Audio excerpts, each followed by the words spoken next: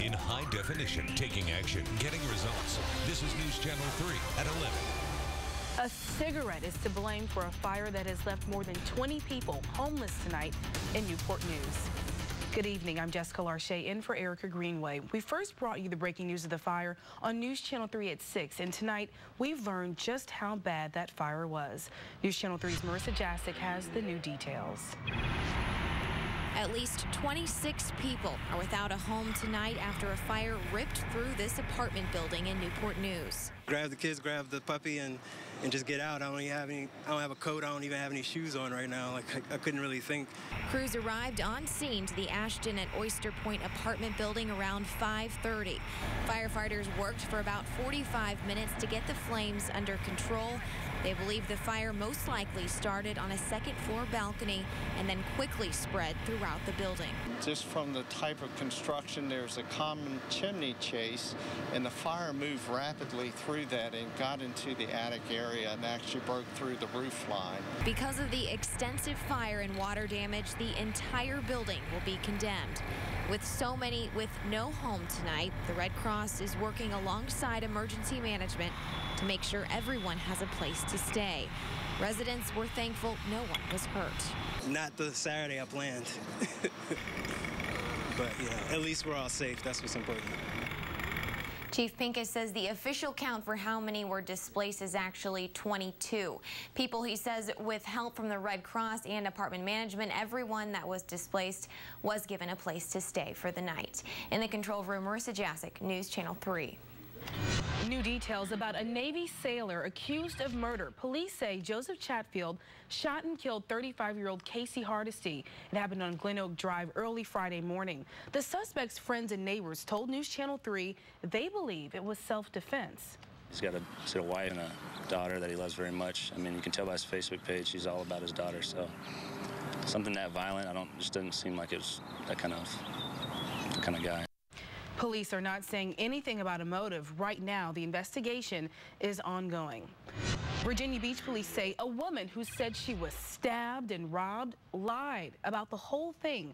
Laura Radomski told police it happened in the Kroger parking lot off Providence. But when they re-interviewed her, they realized that she was lying. She's now charged with filing a false police report. We had some awesome weather today, and it looks like some skateboarders in Norfolk took advantage of it. Oh, that's pretty cool. I wish I could do that. Well, we caught some kids enjoying their skateboards at Northside Community Park. So what can we expect for the rest of the weekend? Let's check in with meteorologist Demenis Brown in the Live Viper Forecast Center. Hey, Demenis. Hey, Jessica, we're going to see a lot more sunshine as we move through tomorrow, mixed in with the clouds, but boy, was it a nice day today. This is abundant sunshine. A look at downtown Norfolk just before sunset this evening, and I tell you, as we move through your Sunday, you're going to enjoy it out there. Look at Live Viper, clean sweeps out there across Hampton Roads and northeastern North Carolina. Not a drop of rain expected as we move through tonight, but some rainfall is in the forecast as we move into the work week.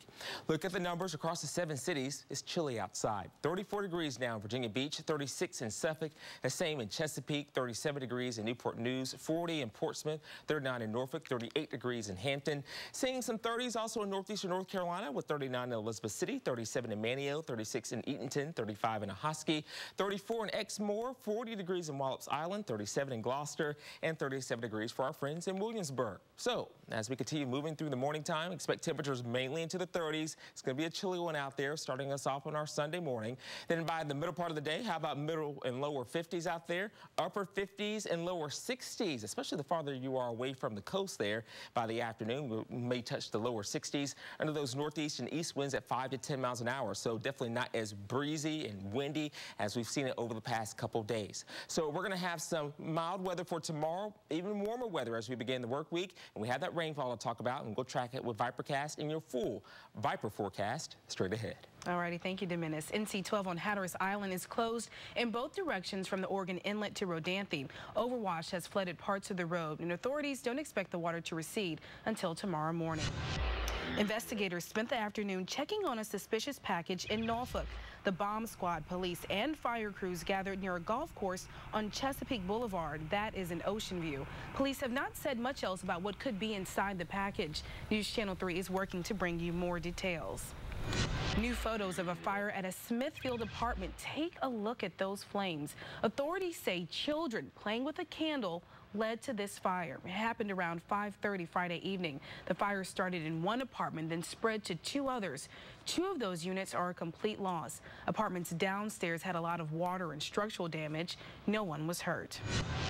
A late-night crash in Chesapeake sent a man to the hospital, and that man has now been charged with DUI. This was a scene around 10:30 last night on Benefit Road. Now, that's near Pleasant Grove Cemetery. Police say L.B. Overton sideswiped another car. The crash sent his car into a ditch. A rescue crew had to get him out. The driver in the other car was not hurt. New details about a Virginia State Trooper killed in the line of duty.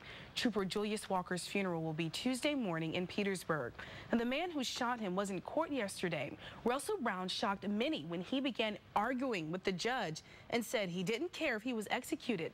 Sandra Jones with our sister station in Richmond spoke to his family.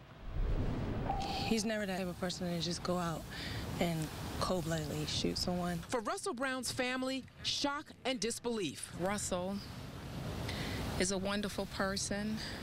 He's from a family of great morals, a family values, well-educated. But Thursday, investigators arrested and charged Brown with the shooting death of Master Trooper Julius Walker during a traffic stop along I-85 in Dinwiddie County. Our hearts go out to the family of Trooper Walker, most definitely. Please forgive Russell for his actions. Brown's family believes he just snapped after they say he missed a recent court hearing in Chesterfield to pay child support for his 7-year-old twins. They say when he could not come up with the money, he became despondent and was afraid police would come after him. On the day of the shooting, his sister Michelle says she had a feeling something was not right. I remember talking to a close family member of mine and just saying that he just has so much pressure on him, and I just hope that, that he comes forward, and if not, he's either going to harm himself or someone else. Brown is no stranger to law enforcement. Court documents show he was convicted in Richmond of obstruction of justice in 2006 and carrying a concealed weapon and drug possession in 2006 and 2008. But a judge suspended his sentence. And while Brown now faces much more serious charges, his family says they're relying on a higher power for strength. And we know that God is going to bring us through this. While prosecutors prepare a case against Brown, businesses in Richmond are trying to gather donations for the trooper's family. At least 2 restaurants are donating a percentage of their revenue this weekend. The Knott's Island volunteer fire chief who died in the line of duty will be laid to rest this weekend. 44-year-old Chief Scott Morrison died last Sunday. He was in the middle of fighting a fire at the McKay Island National Wildlife Refuge. Investigators believe Morrison died of a heart attack. The memorial service for him is tomorrow at 2 p.m. It will be held inside the Knott's Island Volunteer Fire Department on Knott's Island Road. On the military watch, an explosion rocked Kabul on today, soon after the newly appointed U.S. Defense Secretary Chuck Hagel landed in the Afghan capital. Christine Muchler has more. Hours after Chuck Hagel touched down on his first overseas trip as U.S. Defense Secretary, a suicide bomber struck outside the Afghan Ministry of Defense in Kabul. According to police, the blast killed at least 9 people and injured 14 others. Hagel was a safe distance away and says he was in a briefing when he heard the boom. But we're in a war zone. I've been in war. So you shouldn't be surprised when a bomb goes off or there's an explosion. Hagel, who's a Vietnam vet, says he's in Afghanistan to thank the troops. Thanks for your service, guys. He met with the 101st Airborne Division in Jalalabad and awarded 2 Purple Hearts. He also answered soldiers' questions, some of which focused on budget cuts. I will do everything within my power to assure that the funding is there and the commitments that we've made to you are fulfilled. On this trip, Hagel says he wants to get a better understanding of the progress the U.S. is making in the war. We're going to continue to work with the Afghans and our coalition partners to fight that war and to assure that the Afghan people have every ability and right to develop their own country, their own way in a democracy. A Taliban spokesman claimed responsibility for Saturday's attack in Kabul, saying they can strike when and where they please. But officials say the defense secretary was not a direct target of the bombing. I'm Christina Muchler reporting. One chef is serving up a dingy side dish next on News Channel 3. Why this key ingredient may leave you feeling a little dirty.